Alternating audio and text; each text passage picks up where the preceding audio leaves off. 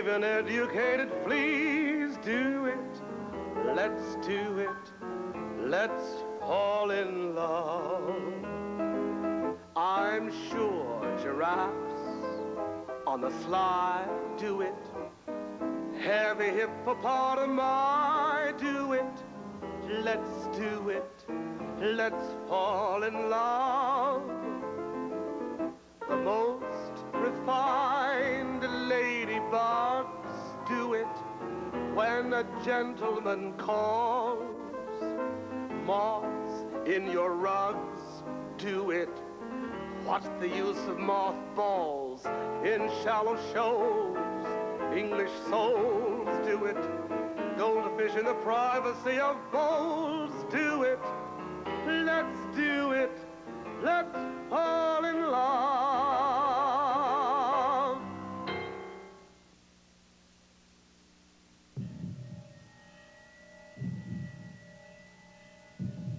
Once upon a time, long ago, long before the birds and the bees, animals reproduced by division. When its time had come, a creature simply split in two. Each half was identical with the whole. It was a simple thing, and it worked.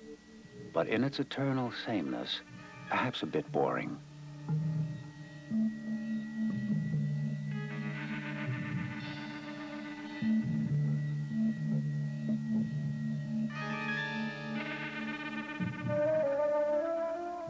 But one day, something happened.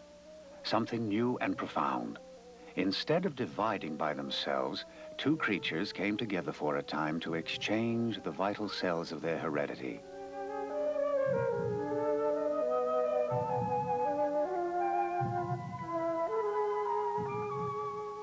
From this union, a new life would come, a different life. It was the beginning of sex, the fuel of evolution. It would bring an abundance of living forms, and the world thereafter would never be the same.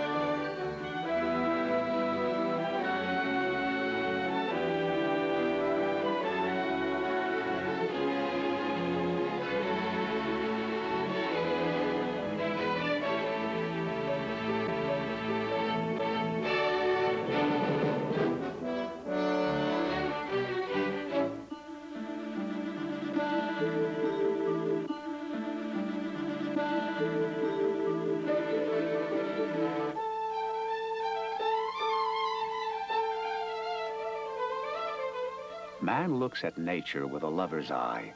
He sees only what he wants to see. He seeks beauty, grace, and wonder. But mixed with these is the unyielding fact of mortality. It is a drama that enthralls us, all except the very end.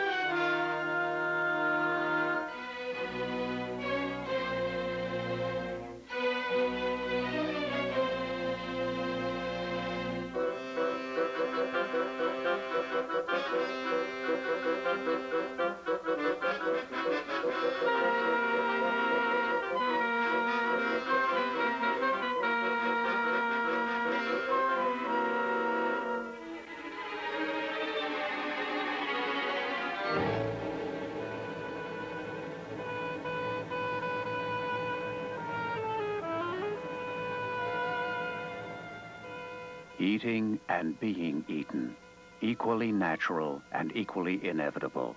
for the food of life is life itself. The tiny carcass of a mouse will become an incubator for the eggs of a common fly, and in turn the eggs will become maggots.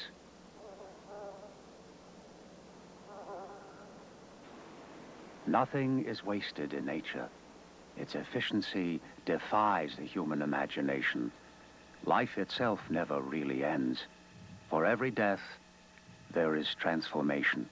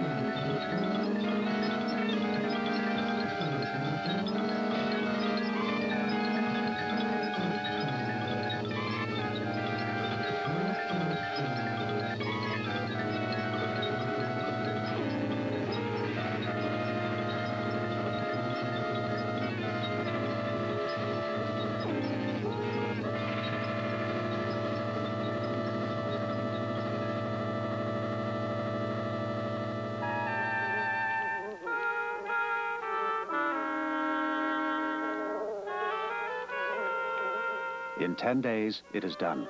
And after a period of inner development, the flies will emerge. One life is gone. Hundreds more begin.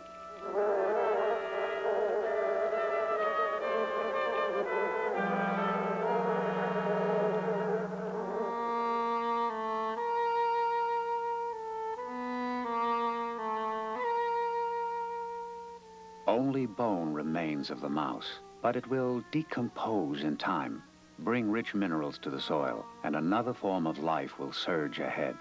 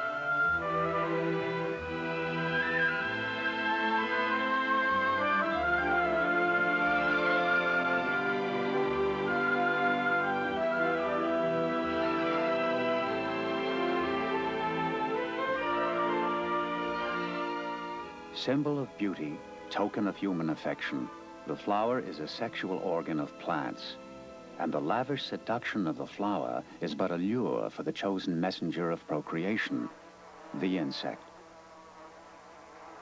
The flower's beauty veils its cunning. It yields nectar while coating the insect with its powdery sperm, minute grains of pollen. Innocent of its purpose, the insect is led to serve the sexual imperative of its host. In billions of happy accidents each year, the tiny but vital pollen grains find their intended target and prove the utility of the flower.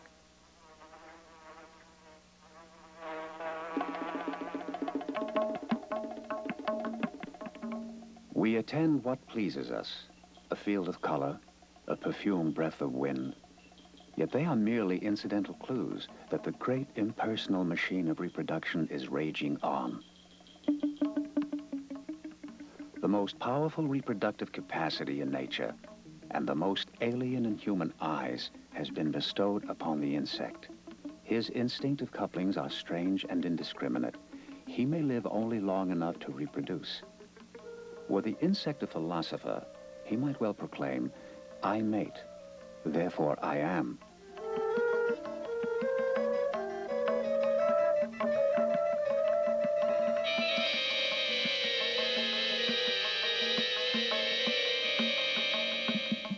A female green spider tolerates the cautious approach of a male. As with many insects, female spiders are as likely to attack a lover as accept him. But once his sexual organ, a specialized foreleg, is pulsing in her abdomen, his intentions are known, and he is safe.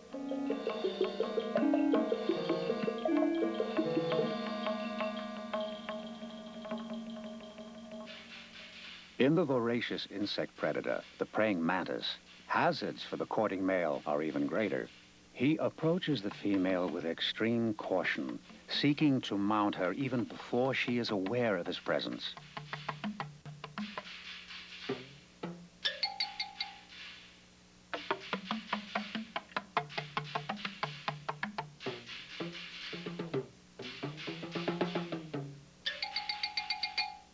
The mating begins, and now the male is committed totally to procreation. Whatever happens, he will not attempt to escape.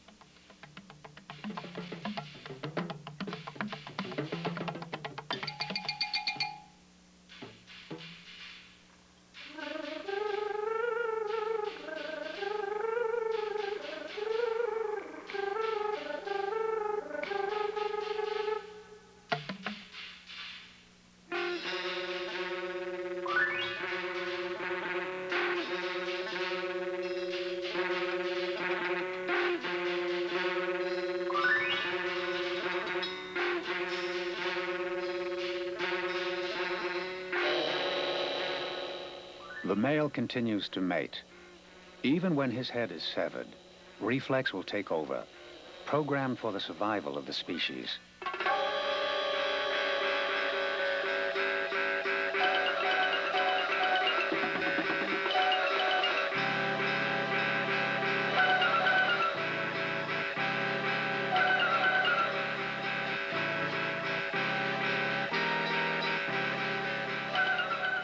It's not known exactly why the female devours some lovers and allows others to leave unharmed. Possibly he has inadvertently triggered her aggression through some small but fatal breach of mantis etiquette. Certainly the female needs nourishment to brood her eggs, and he is a most convenient source. Whatever the answer, the mantis bears out a principle common in nature. The male role in reproduction is often brief, and there is no fundamental reason why mating should not be his final act.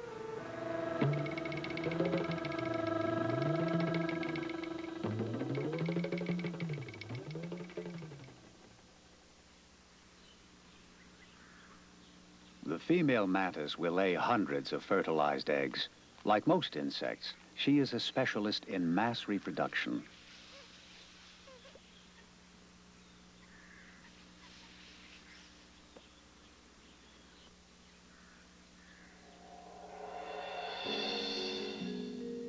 An orb weaver spider squeezes from her body an egg mass almost as large as herself.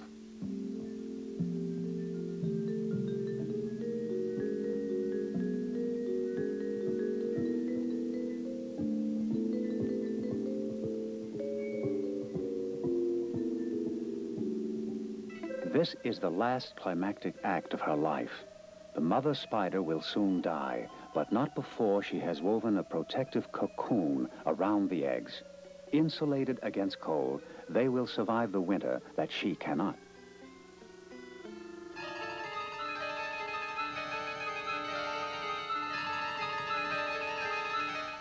A voracious insect army constantly seems to threaten a revolution in the world, overwhelming and consuming all other life.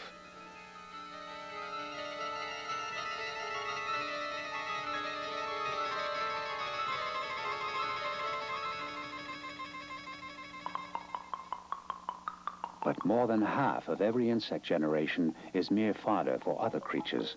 For each species, a host of ravenous enemies lies in wait. The richer the harvest, the more the predators will thrive.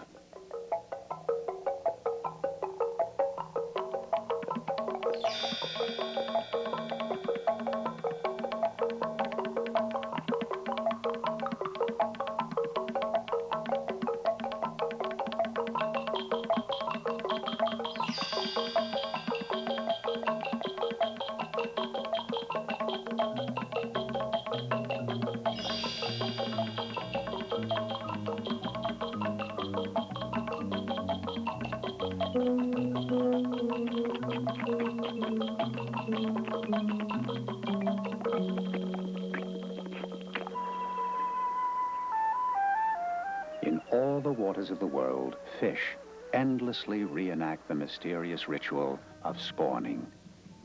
Guided by instincts and senses that are little understood, a pair of trout select a spawning place which offers the greatest chance of survival for their young. Churning gravel with her tail, the female prepares a shallow nest to catch her eggs.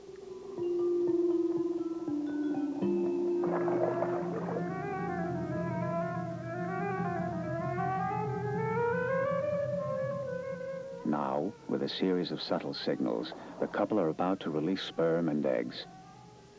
In silent communion, they simultaneously reach climax.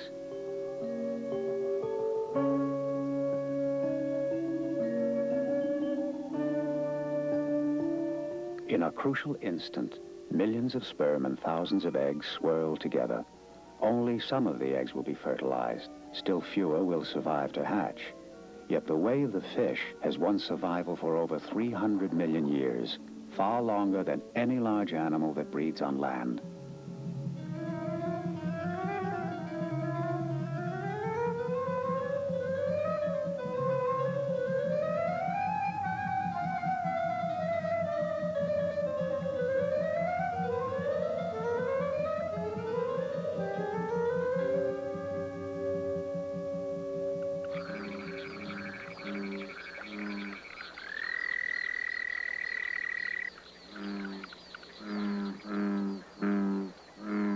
This was probably the first love song heard on Earth. Prehistoric ancestors of frogs and toads shattered the primeval silence with their mating chorus.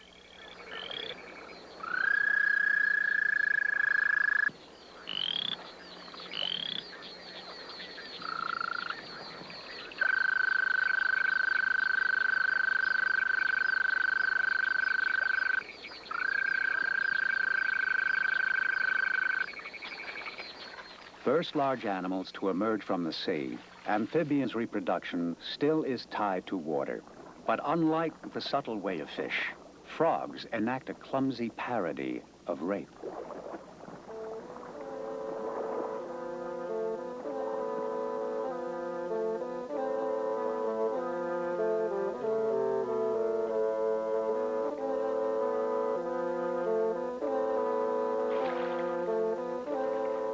Once clasped on a female, the male will cling stubbornly for days on end, awaiting the moment when her eggs will ripen.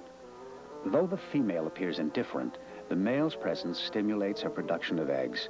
His mating grip is so powerful, it sometimes leaves her scarred for life.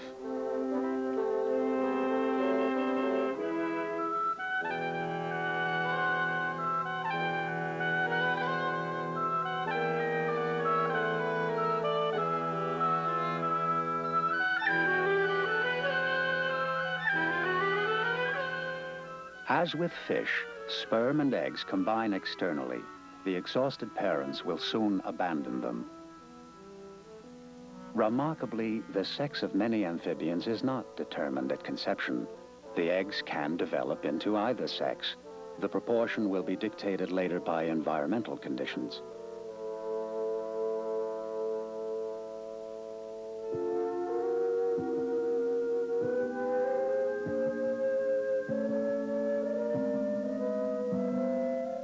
Even as many strange creatures have evolved, so have equally strange patterns of reproduction. Among the most bizarre and perhaps most admirable is the private life of the snail. In breeding season, any meeting of snails is a lover's rendezvous, for there is only one sex. Each has a complete set of male and female organs, and in their encounter there is an unexpected, eerie ecstasy.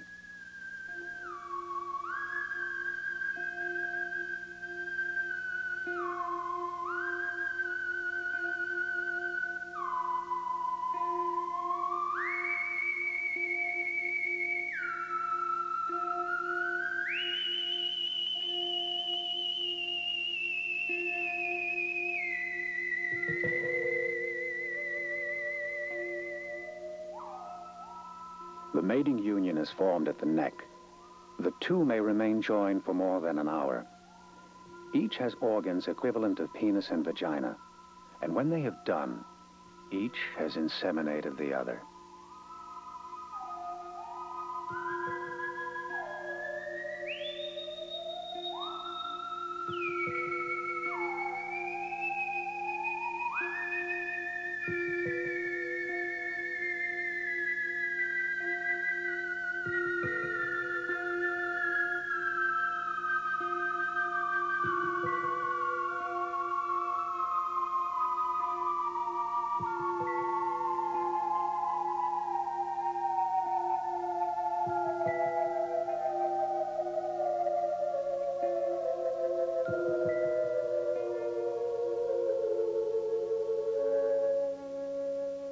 Both snails will give birth, and they are blessed with the ability to delay the eggs until the time most favorable for their young.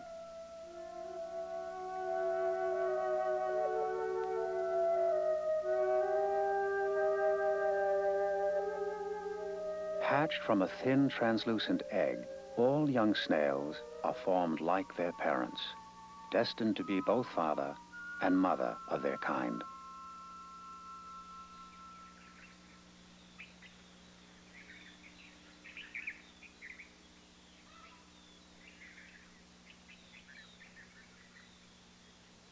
In the long evolution of sex, the reptile brought new and complex means of reproduction.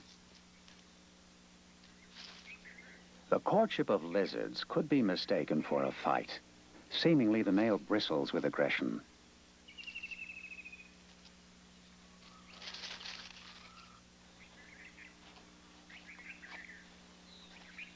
The male will try to seize the female's body with his jaws. Already, her willingness is partly evident. Normally, she would have fled before now. This is courtship in its simplest form, a ritual which impels the pair to gradually lower their normal defenses.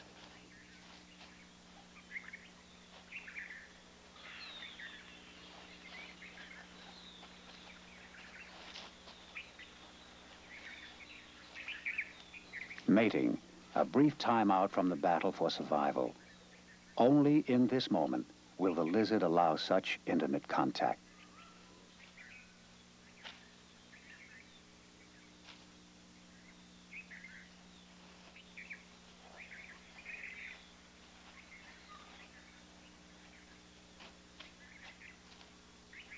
The moment passed, each goes its separate way. The sperm and egg have combined inside the female's body. This is the reptile's most potent invention, protection of the young in the vulnerable early stages of life. In a burrow underground, the eggs emerge. Because she has kept them secure inside her, the female need lay only a few, compared with fish and amphibians. But she has no impulse towards maternal care. She'll soon leave the eggs to hatch unattended.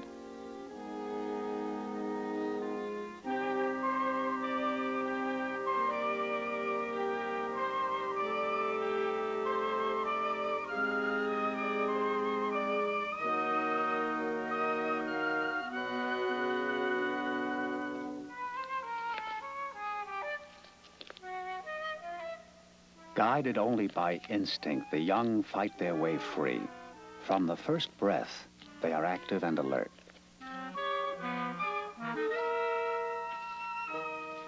Within hours, the young lizards will venture out. Miraculously implanted in their infant minds are all the skills they'll need to survive. Soon, they'll be hunting and eating insects.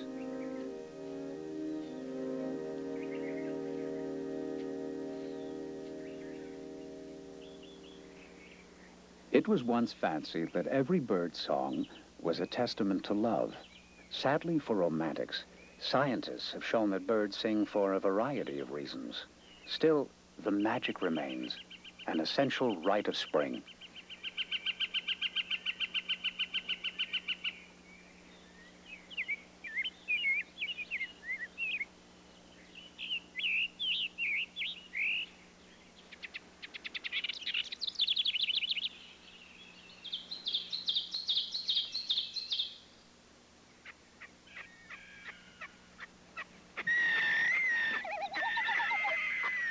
Part of man's fascination with birds is the male's bold initiative in courtship. And few courting birds have a more demanding task than the frigate bird of the Galapagos Islands.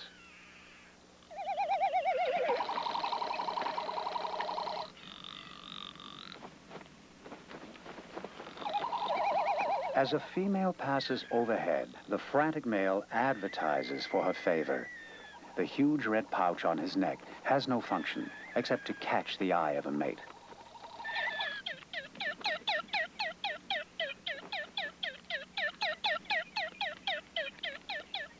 Even after a female has accepted him, the male frigate bird must endure savage harassment. Other birds try to drive the pair away, like an outraged Puritan community confronted with an illicit union.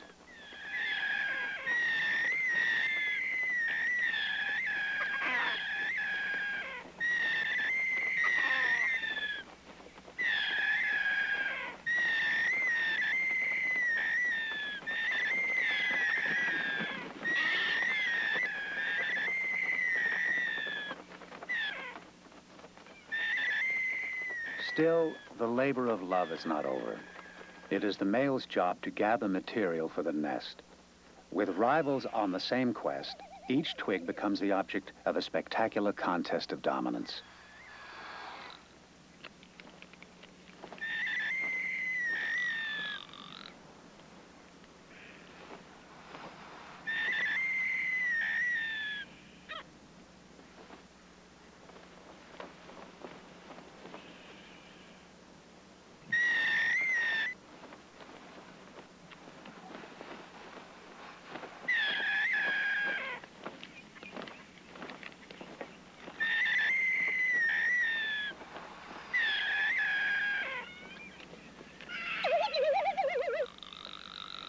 Thus, the frigate bird's breeding is an ordeal in which only the strongest will succeed. Yet the pairs formed now will dissolve at season's end, and next time, the rigors of courting will begin all over again. What the frigate bird achieves through display, the African weaver must accomplish with architecture. In the breeding season, he and other males compete in the building of nests. He weaves long stems of grass to form a basket-shaped ball open at the bottom. With exquisite craftsmanship, the weaver reveals the intricate workings of his untutored brain. It is this miracle for which we have no better word than instinct.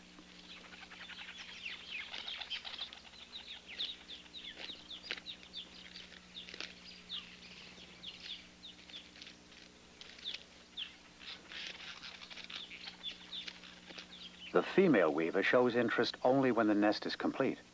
In a materialism not without human counterpart, the home a mate can offer is her foremost concern.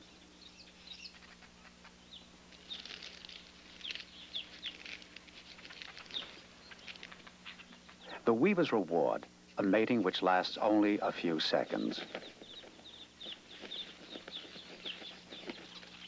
The female will now take up residence, but the male will build more nests for other mates, a tireless builder throughout the breeding season.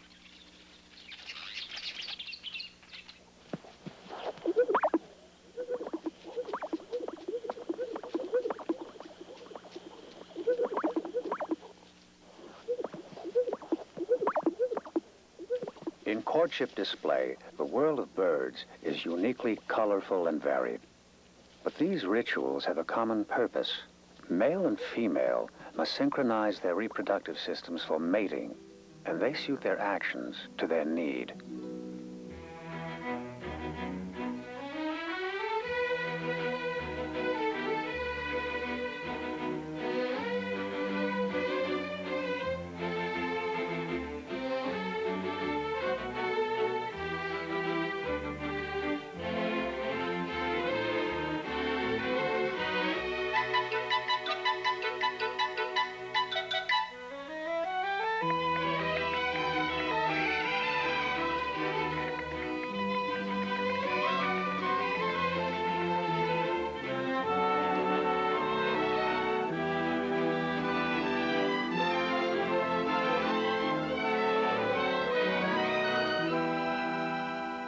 The great western grebe performs a courtship ritual remarkable even in the winged world. It begins with the bobbing of heads and becomes what can only be described as a dance.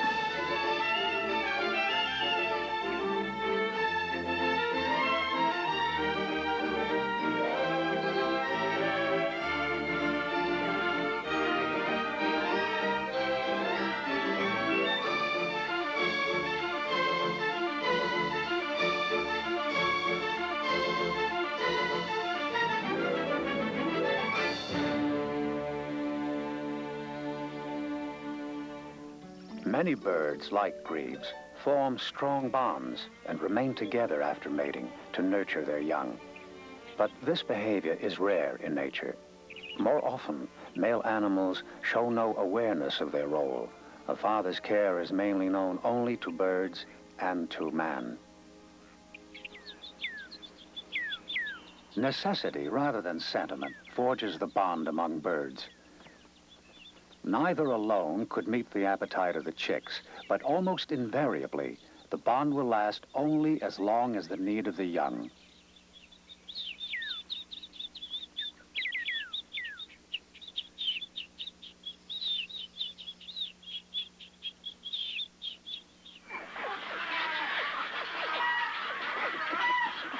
Gigantic breeding rookeries serve the survival of birds like the pelican. They annually migrate to the few choice havens where predators are scarce and food is abundant for the ravenous young.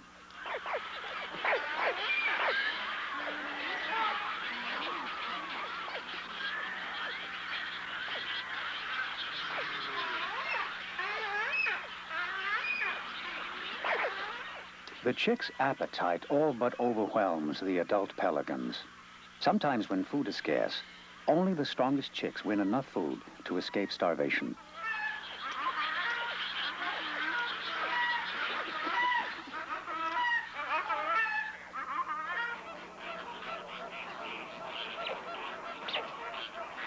The flamingo breeds in vast colonies throughout Central Africa.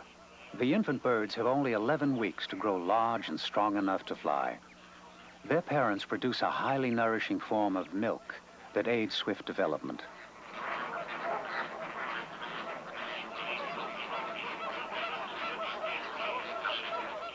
After a few days, the chick's parents must leave to find more food. The chick wanders through a forest of legs, crying to be fed, but all other adults are indifferent, if not hostile. For a time, the chick is a lonely and hungry orphan.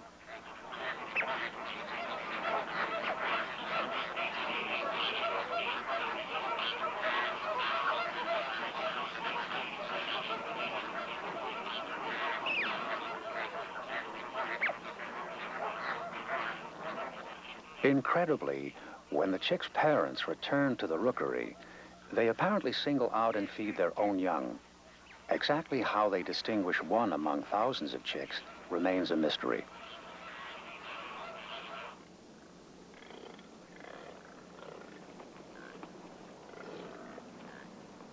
It is the end of a long, dry summer in the American West. Clouds of dust reveal a battlefield as the breeding season of bison begins. For much of the year, bison cows and bulls drift apart. But now the huge males are drawn to the herd of cows and compelled to fight.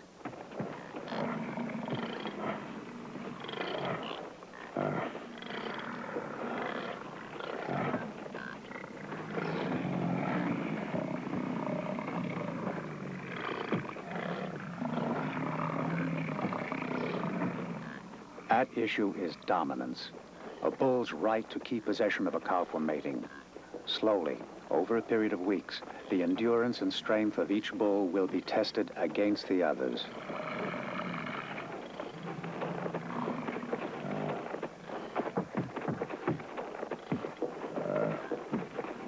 Fights normally end as if by mutual agreement. The outcome is acknowledged with subtle gestures that can escape the human eye. Only the bison may know which has won a given contest.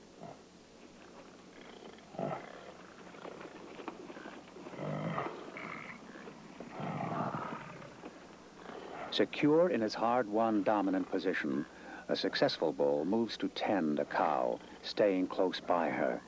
By smell, he tests her readiness for mating. She is fertile in only 2 or 3 days of the year.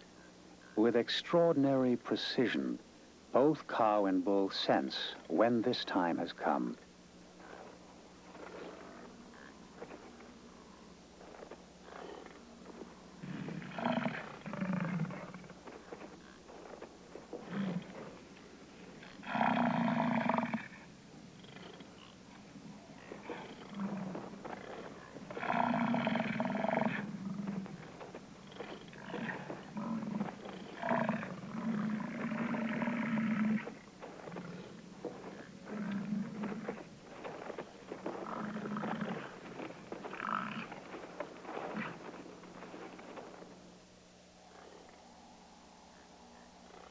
After mating, cows and bulls separate once again. The cows, many pregnant, herd together as they struggle through the winter months. Now, in spring, with weather mild and food abundant, the time of birth has come. With evident pain, the mother will normally bear a single calf weighing 25 to 40 pounds.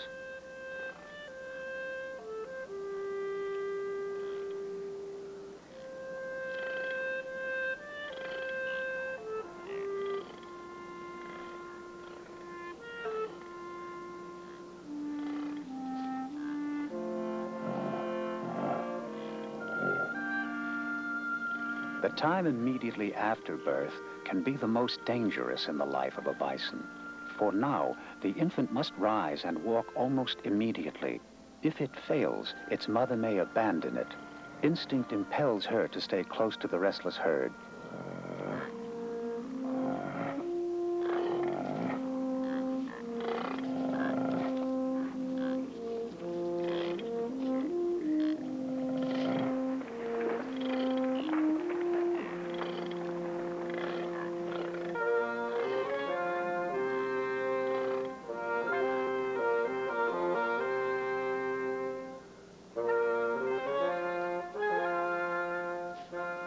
The newborn struggle is yet another means of natural selection. A defective calf will not survive. The strongest will quickly rise, but sometimes the issue of life and death hangs in delicate, suspenseful balance.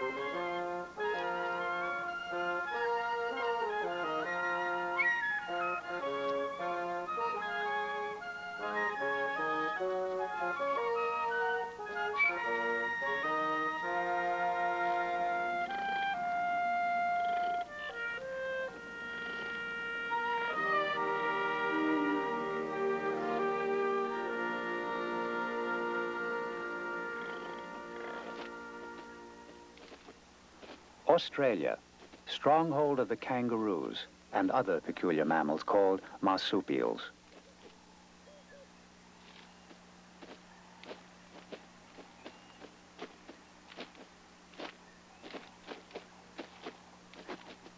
Though strange in manner and movement, what truly sets these animals apart is their means of reproduction. It's such an incredible process, those who first described it were denounced as outright liars. The mating is normal enough. Females are fertile in monthly periods and will accept almost any male in the loose-knit kangaroo band.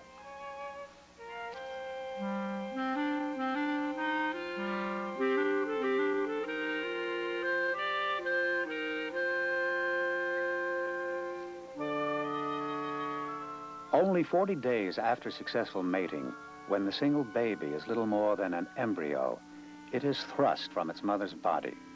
In another mammal, this would be a fatal miscarriage.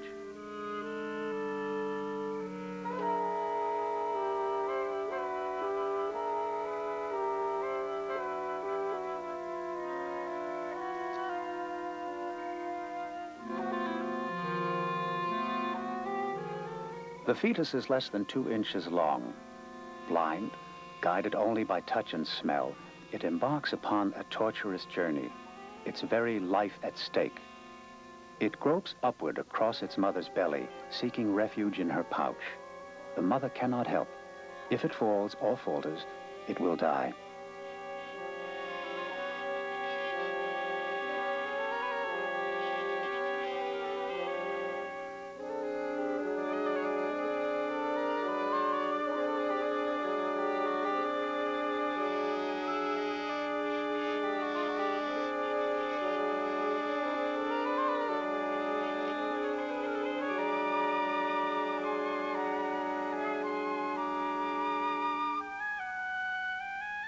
Once inside the pouch, the baby must locate and attach itself to a suckling nipple.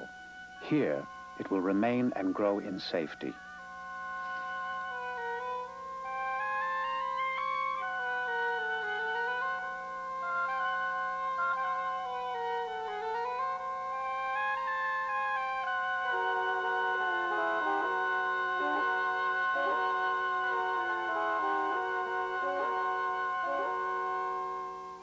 After this premature and dangerous adventure, several months will pass before the baby will leave the pouch.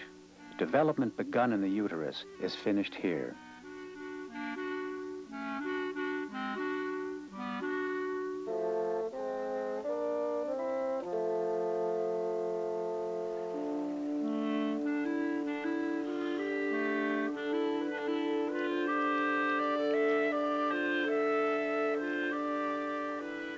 Until it is at least a year old, the baby kangaroo will enjoy the convenience of the pouch.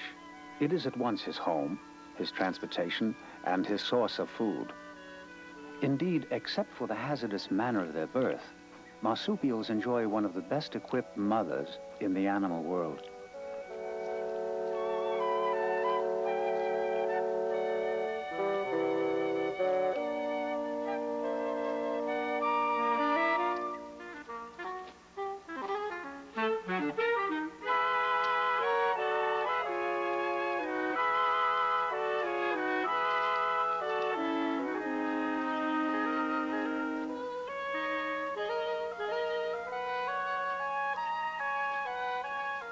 As with every animal, the kangaroo exists only because its ways work to its advantage. There are no rules of reproduction in nature, and nothing that promotes life can be termed abnormal.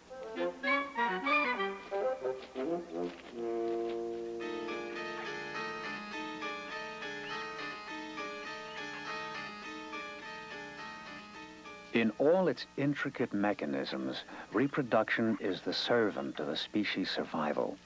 Mice breed prolifically, simply because in nature they are so vulnerable. The age of maturity, strength of sex drive, and size of the litter all are geared to a high reproductive rate. Under optimum conditions, 2 mice will yield 200 in less than 6 months.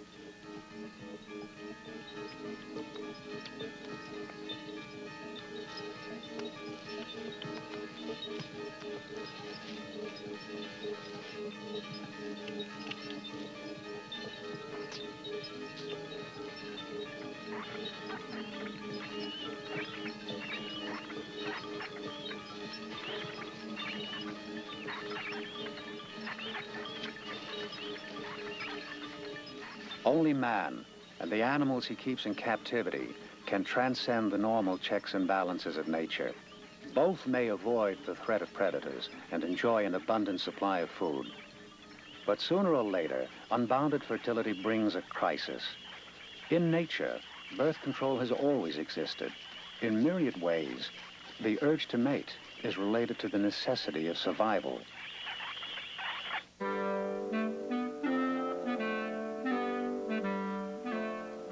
Giant tortoises have no natural enemies and may live up to 100 years. They mate annually, but it is estimated that they need only 2 offspring every 10 years to hold their own.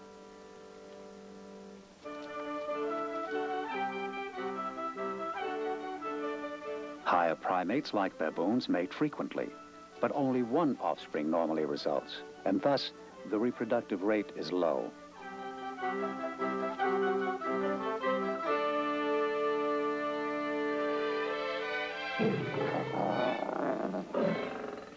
Some predators, like lions, can afford a prolonged and luxurious love life. A lioness comes into heat every 3 weeks.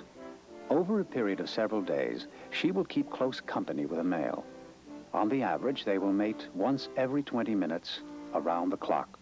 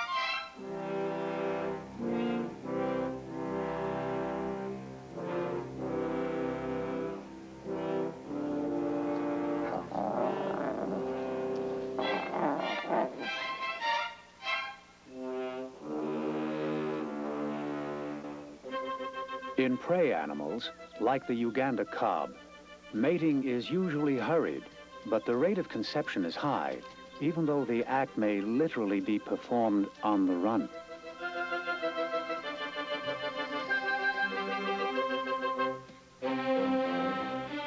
Elephants have rarely been observed mating in the wild. Cows are pregnant for nearly 2 years and then bear only 1 calf. But the elephants fear no predator, and their rate of birth is more than enough to ensure that they will survive.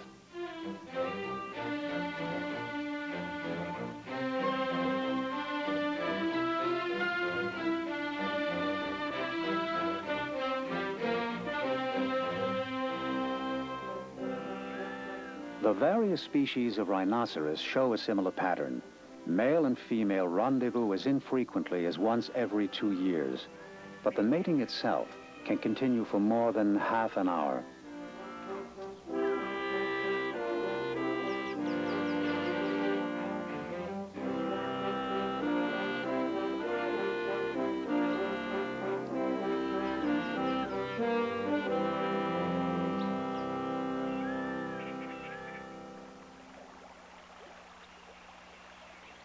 The forces of life, molded to meet the demands of myriad environments, have dictated many strange reproductive patterns. Some defy all conventional notions.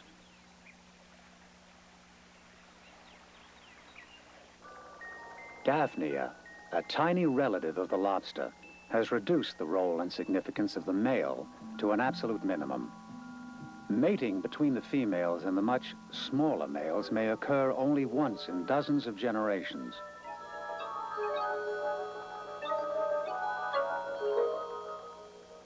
For the most part, Daphnia females breed new offspring with no need of mating. The cycle of virgin births can continue generation after generation. In some rare species, the only sex is female, and mating does not occur at all.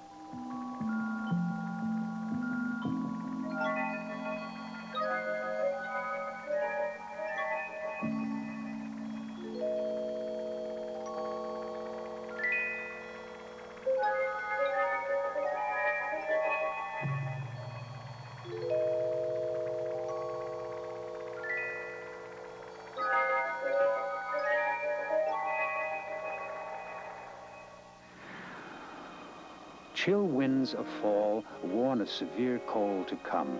Only a tiny fraction of the millions of Daphnia swarming below can survive the winter.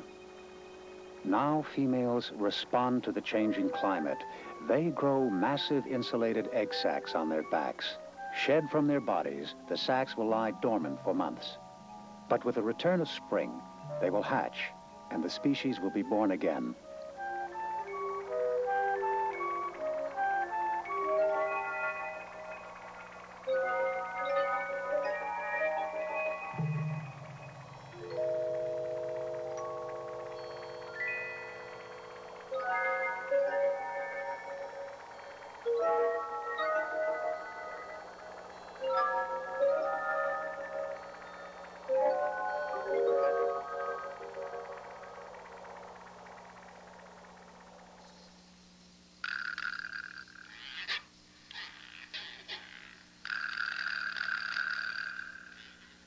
The harsh demands of desert life have produced some of the most remarkable reproductive patterns. One begins with the mating of the Pepsis wasp.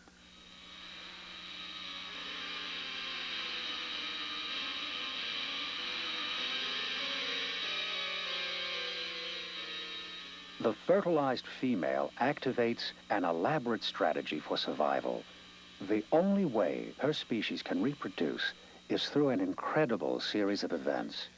It begins as she seeks to find a dangerous enemy and do battle.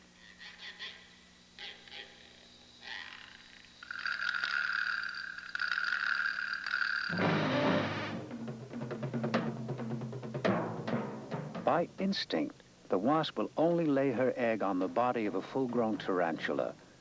Her quest is apparently suicidal. The tarantula is poisonous and both larger and stronger.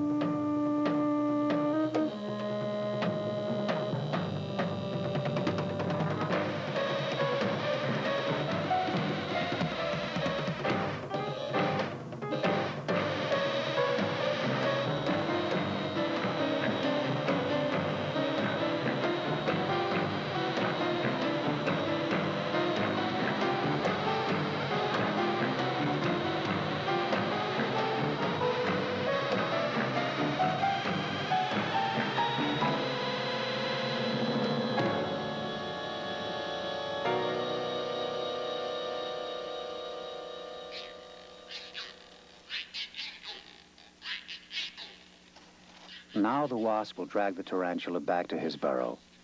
His own safe haven will soon become his grave.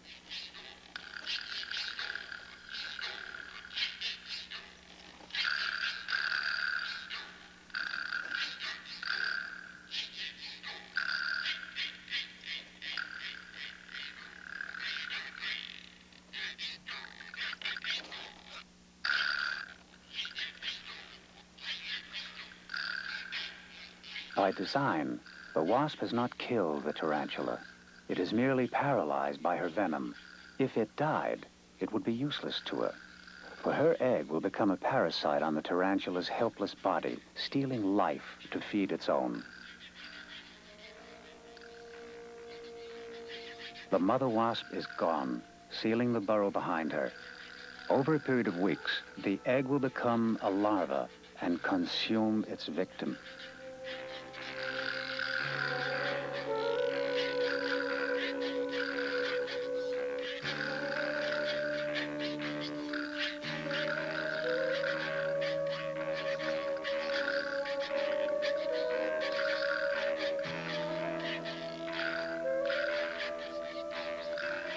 The last edible portions of the tarantula are gone. The wasp larva has swollen with new energy. Now it will seal itself into the security of a silken cocoon.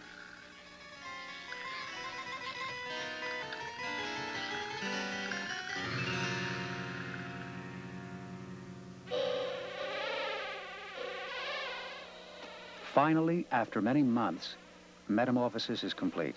Within the cocoon, the larva has become a wasp. If it is a female, as soon as she matures, she in turn will do battle with the tarantula.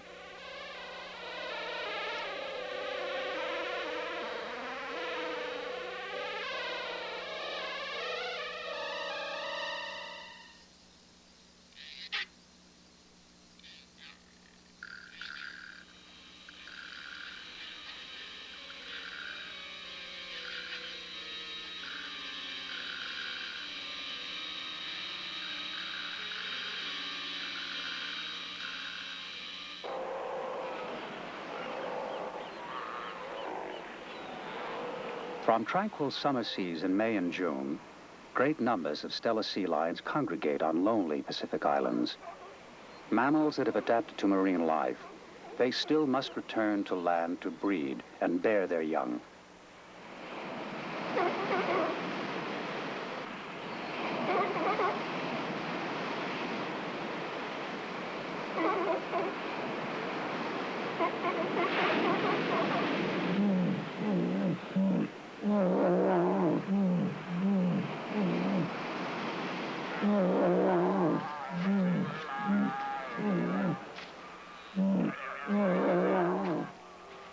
The massive bulls, twice as large as the cows, gather their harems around them. A powerful bull can dominate as many as 20 cows. Through the breeding season, the rookery rings with raucous cries of courtship and challenge. The larger the harem, the more difficult the task of the bull. He must drive away rivals and mate with all the cows in his harem.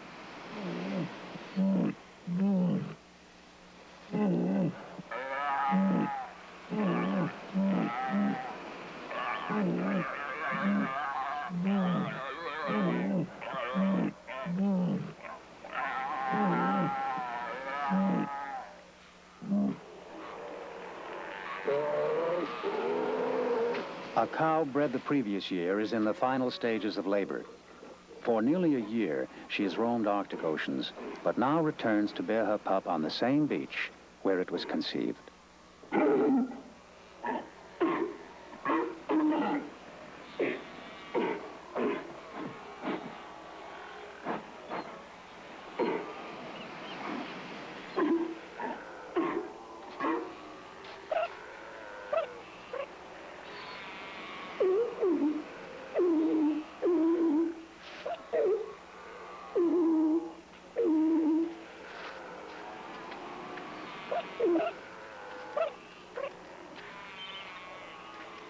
Like most highly evolved mammals, sea lions produce relatively few young. Their key to survival lies in the quality of maternal care. In the first days after birth, the mother and pup will form a close bond. With more than 1,000 almost identical pups in the rookery, the mother can recognize her own by the sound of its individual cry.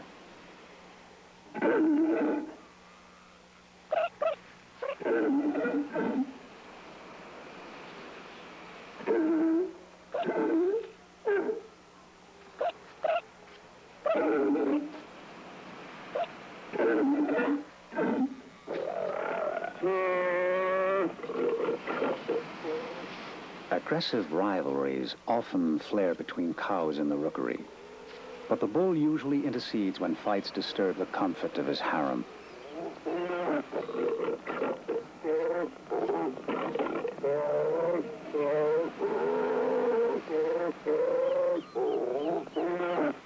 As the season wears on, the bull's peacekeeping instincts wane.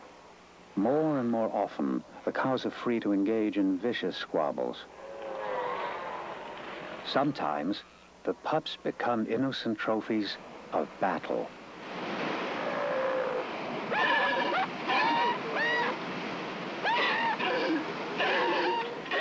A rival has stolen a pup, the frantic mother in close pursuit.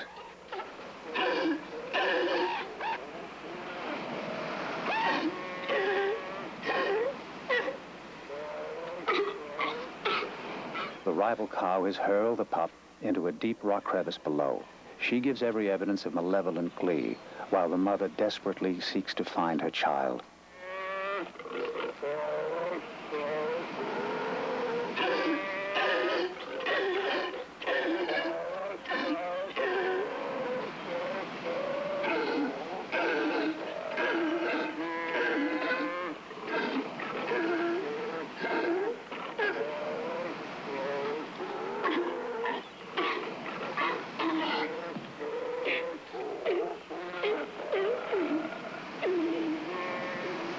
Such savage treatment of young seems without reason.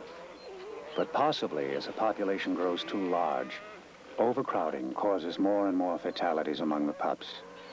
A cruel but necessary form of population control, but no solace for a grieving sea lion mother.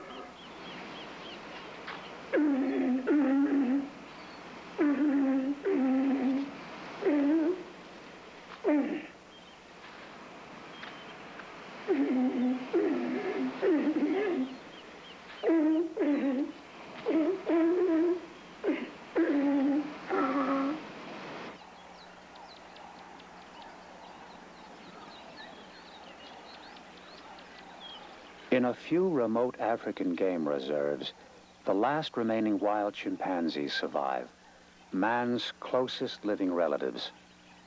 Only recently has their complex society been scientifically studied.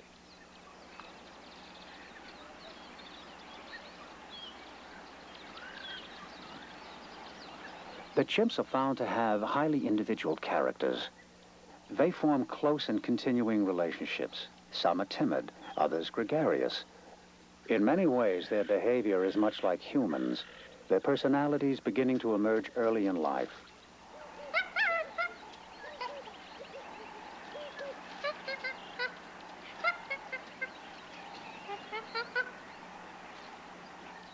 In the wild, a chimp may live 40 to 50 years, but until it is 10 at least, it is not socially mature.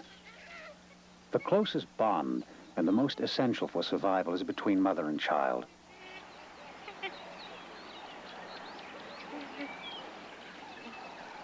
The most carefree chimps seem to be the youngest, who are regarded with tolerant affection by one and all.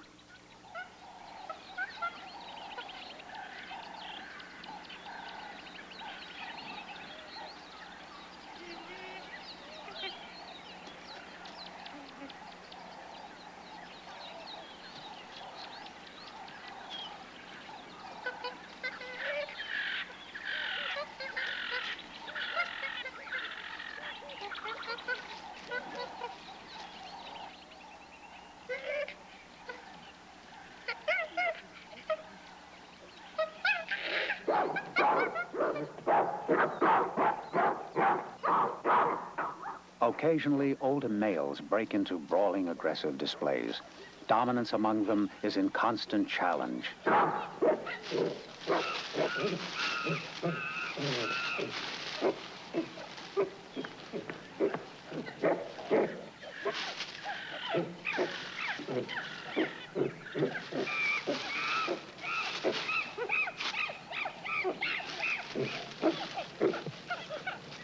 These encounters are more bluffing contests than trials of strength. But chimps lower in rank stay discreetly out of the way.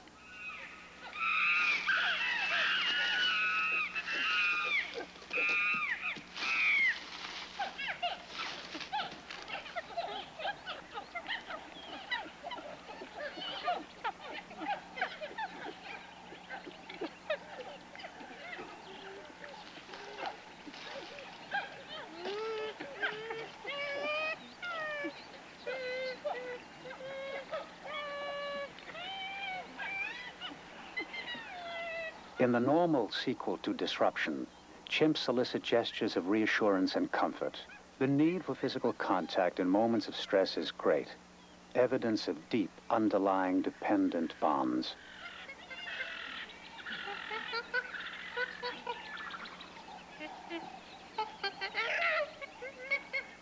Touching the genitals and accepting a kiss is simply an elder's way of comforting an alarmed youngster. In chimps, sexual gestures often have a more general social meaning.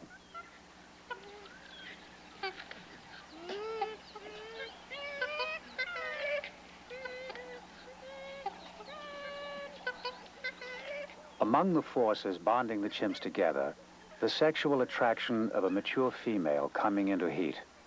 The monthly estrus period is announced by a marked swelling of the female's sexual organs. Although she may refuse some, she will generally accept most interested males.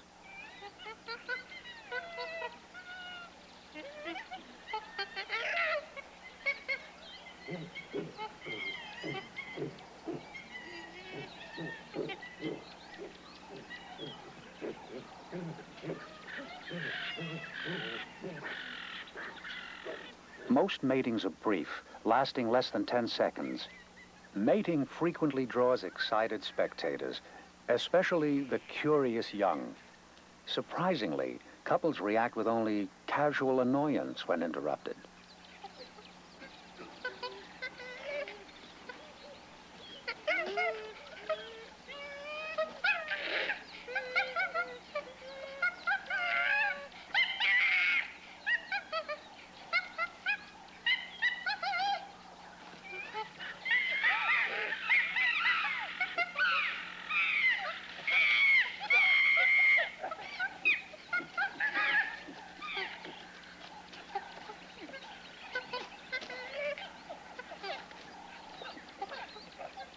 Sometimes a dominant male forces a female to leave the other chimps during her estrus.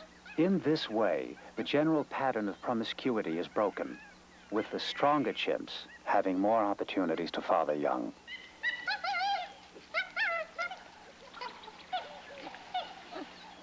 It is suspected, but not proven, that chimps avoid some forms of incest. Matings between mother and son have never been observed, and between brother and sister, it is rare.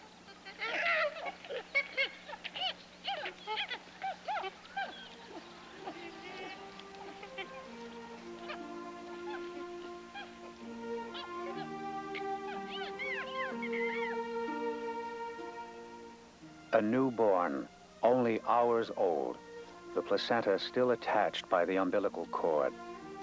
This aging mother will be highly possessive for several months, always keeping the baby near. The mother's older children will suffer all the jealous pangs common among humans. Indeed, most of man's emotions are mirrored in the chimps. Yet they remain oblivious to certain intellectual insights, including the fateful awareness that mating results in birth.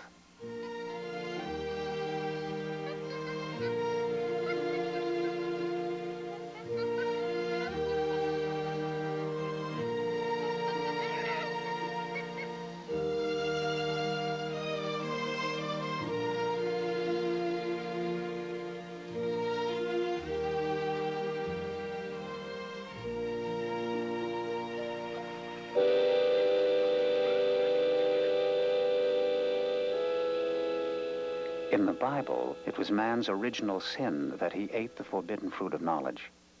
And none have suffered more from that knowledge than the beasts that serve him.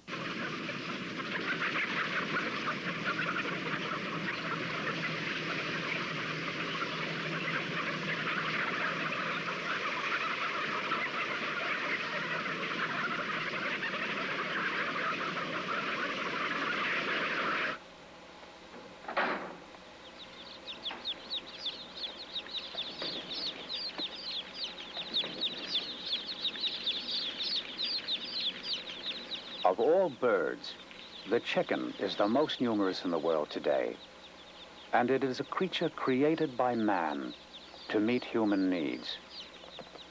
These chicks are hatched as nature would have them. Roughly half are male, half female, but so specialized is their breed that we have use only for the hens. The males are immediately identified and destroyed.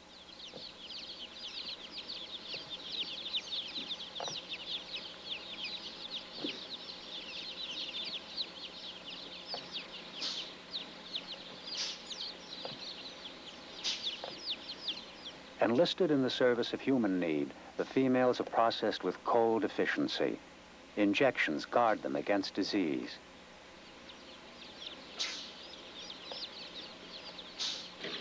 The hens' bills are clipped to prevent them from pecking each other. Removing a wing denies the remotest possibility of flight.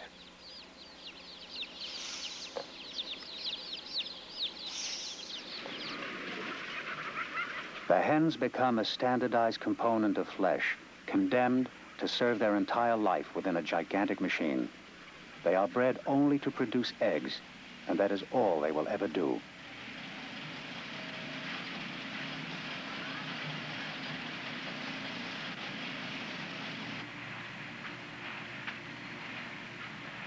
Eggs.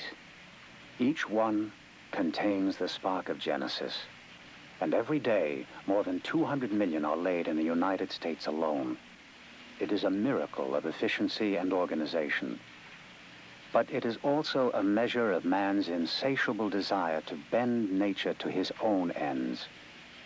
Reproduction is still the slave of survival, but the survival served is no longer the chickens.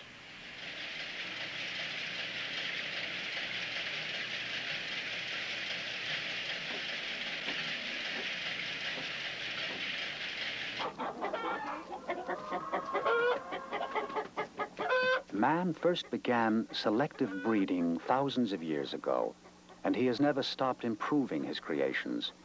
The chicken itself may soon be obsolete.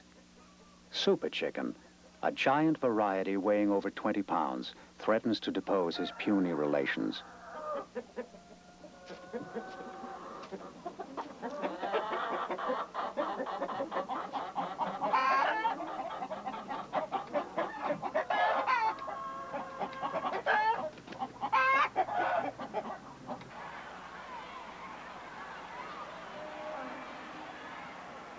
In a brave new world of animal genetics, gigantic stud bulls are the pampered stars. They bear the seeds of tomorrow's cattle, a superior master race to come. $60,000 bull recently appraised at that figure. For his owners, not only has he been used in several outstanding breeding programs, but they have sold over $250,000 of semen. Isn't he a magnificent thing? Give him a nice hand if you would, please.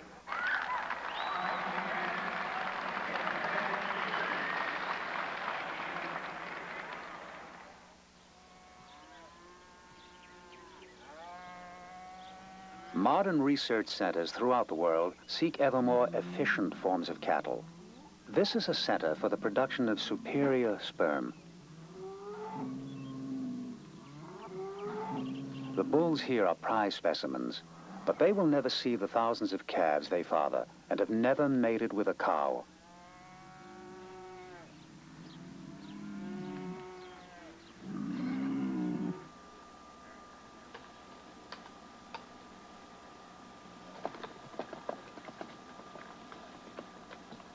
An artificial vagina, one of many sophisticated aids for breeders. In the laboratory, it is sterilized and carefully warmed to the proper body temperature.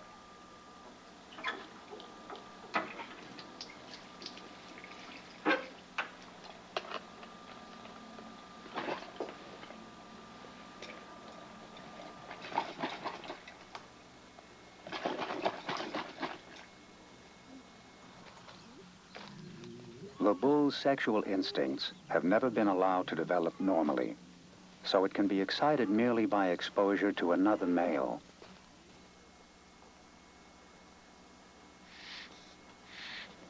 Increasingly routine and mechanized, techniques of semen collection and storage have eliminated any necessity for contact between male and female animals. Man is the intermediary, imitating nature just enough to accomplish his ends.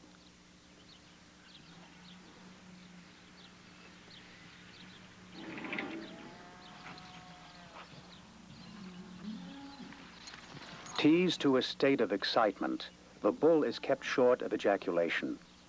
Electric motors allow the artificial cow to retreat as he attempts to mount it, simulating the behavior of a flirtatious mate.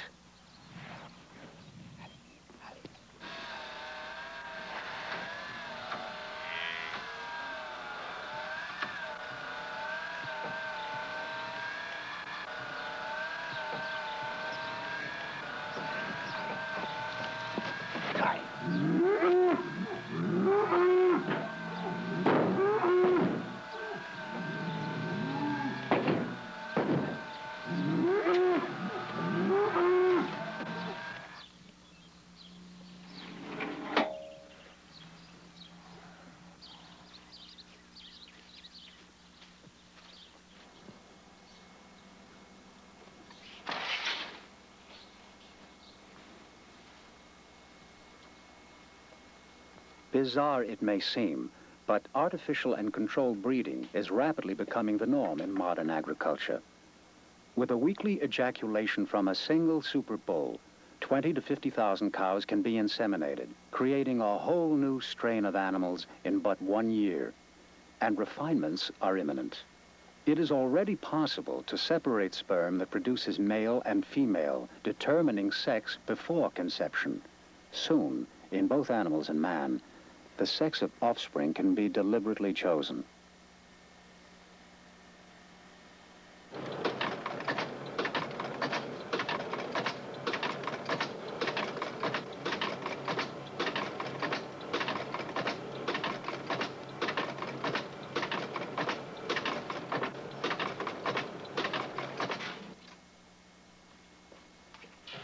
More and more precisely, breeders are able to design animals simply by selecting material from genetic banks.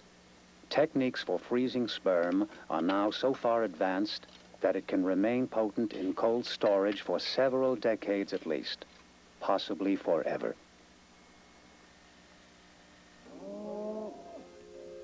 Already, the majority of domestic cows in the developed nations are inseminated artificially. Over 7 million cows are served by fewer than 2,000 bulls in a single year.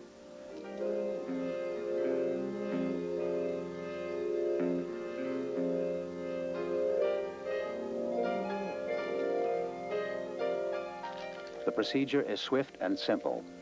Chances of successful conception are as good or better than in natural mating.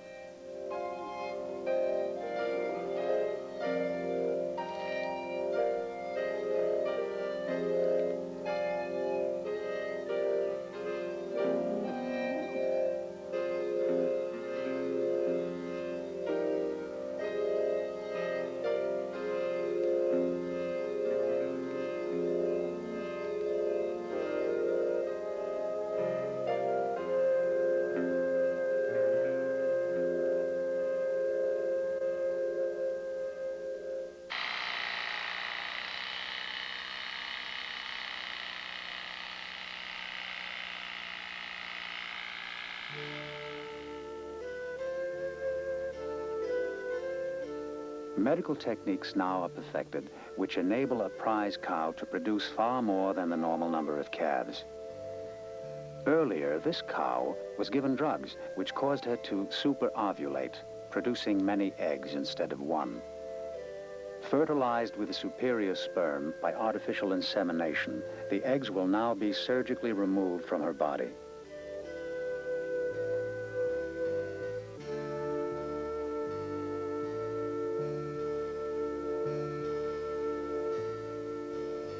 A half-dozen eggs or more will be obtained, and these can be implanted in the bodies of other cows, which will serve as substitute mothers. Eventually, a small select group of super cows will probably produce eggs in massive quantity, just as bulls produce sperm.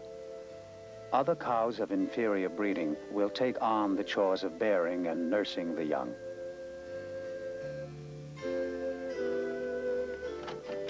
The actual mother will recover swiftly from the operation. She will be ready to donate eggs again in a matter of months.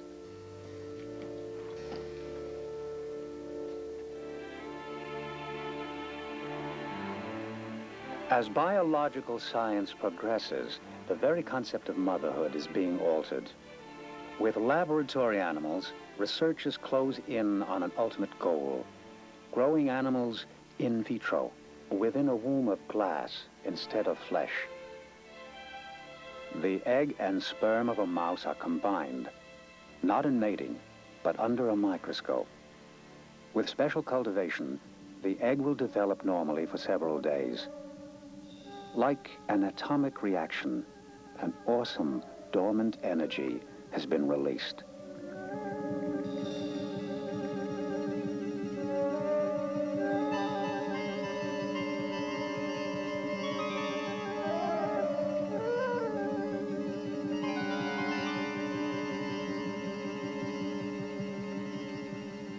While still of microscopic size, the developing egg is transferred to an artificial womb. Chemical and electronic devices will supply all that it needs for further growth.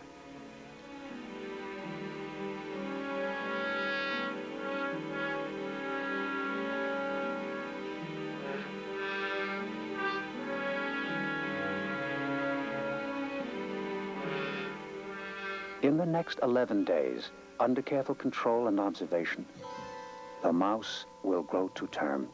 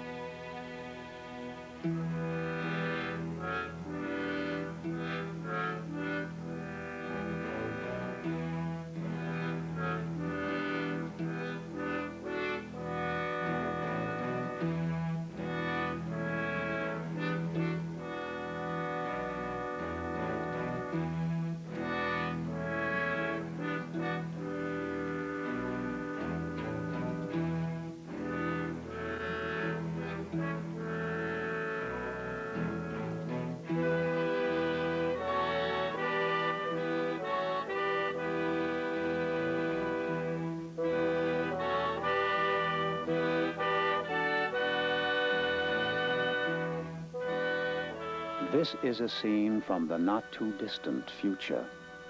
When it is born, this tiny creature will bear a fateful message for the world. For when the genesis of life can be so controlled, how long can it be before the child within the machine is man?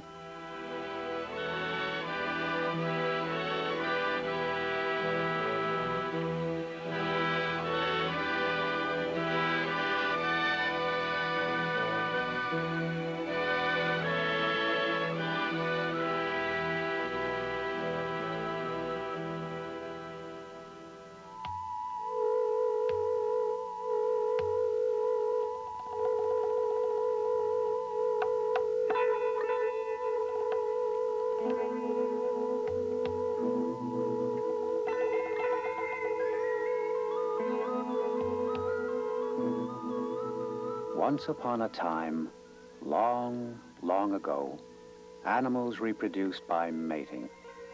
Although it worked, it was crude, troublesome, and inefficient. But one day, at the hand of man, something happened, something new and profound. He assumed control of fate, the reins of evolution, and the world thereafter would never be the same.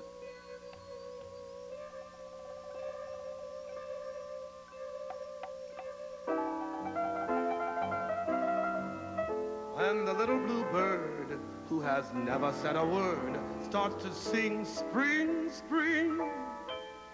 When the little blue bell in the bottom of a dell starts to ring, ding, ding.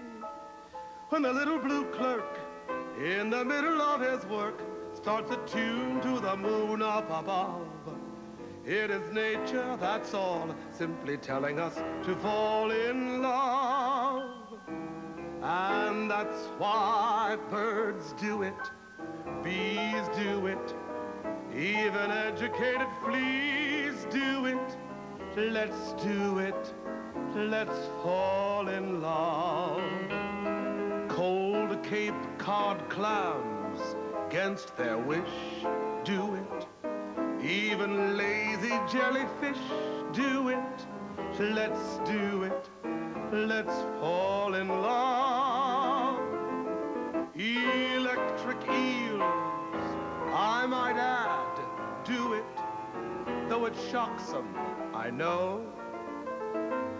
Why ask if shad do it? Waiter, bring me shad roe in shallow shoals. English souls do it. Goldfish in the privacy of bowls do it. Let's do it. Let's fly.